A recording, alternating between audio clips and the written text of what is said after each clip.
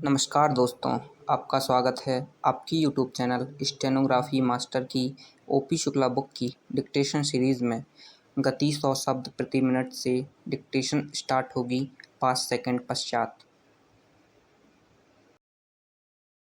Start. सभापति महोदय, राष्ट्रपति जी के अभिभाषण पर जो धन्यवाद का प्रस्ताव सदन के सामने प्रस्तुत है, उसका समर्थन करने के लिए मैं खड़ा हुआ हूँ। राष्ट्रपति जी का जो अभिभाषण है, उसमें देश के लिए नई दिशा का निर्देश देने की कोशिश की गई है। राष्ट्रपति का अभिभाषण देश को नई दिशा देने की दिशा में बहुत ही उचित कदम है।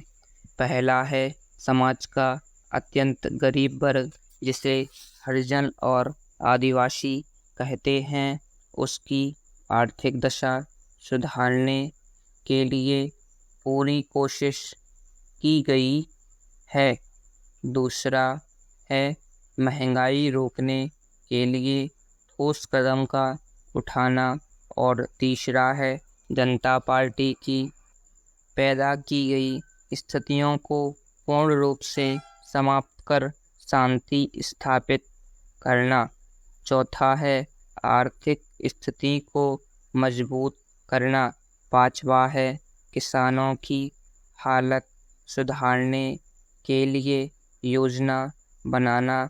और छठा है नेहरू जी की विदेश नीति का अनुसरण।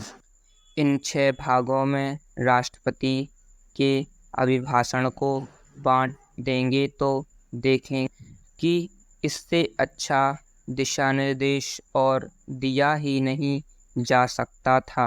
पैरा मैं पहली बात की ओर आपका ध्यान आकर्षित करना चाहता हूँ।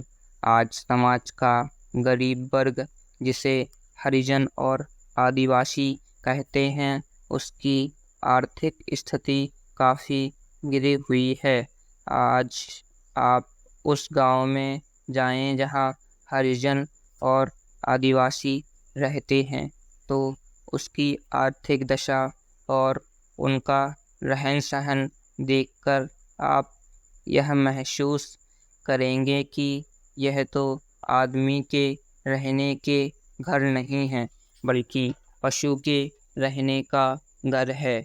हमारे प्रधानमंत्री जी के कुशल नेतृत्व में 20 सूत्री कार्यक्रम जो चला, उसके अंदर हम यह दावा तो नहीं करेंगे कि हमारी सारी समस्याएं हल हो गईं, लेकिन उससे हमारे हरिजन और आदिवासी लोगों के अंदर यह भावना पैदा हुई कि आज की सरकार एक ही सरकार है जो उनकी दशा में सुधार ला सकती है और उनकी आर्थिक हालत में परिवर्तन ला सकती है। मैं इस संबंध में कुछ सुझाव भी आपके सामने रखना चाहता हूँ।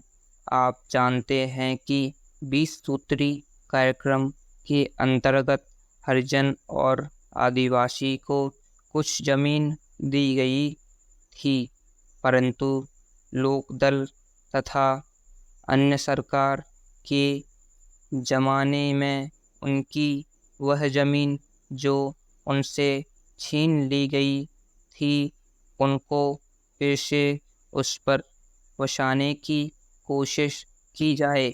मैं सरकार से यह कहना चाहता हूँ कि हरिजन को सिर्फ ज़मीन देना ही काफ़ी नहीं है। उनको ज़मीन अवश्य दी जाए और इस काम को वह अपना मुख्य काम समझकर करें, लेकिन इसके साथ साथ उनकी शिक्षा की जिम्मेदारी भारत सरकार अपने हाथ में ले और प्रत्येक इलाके में तहसील के स्तर पर एक स्कूल हरिजन बच्चों के पढ़ाने के लिए बनाया जाए। जब तक हरिजन में शिक्षा नहीं आएगी तब तक उसके आर्थिक ढांचे में सुधार नहीं आ सकता। इन अल्फाज के साथ मैं अपना भाषण समाप्त करता हूँ।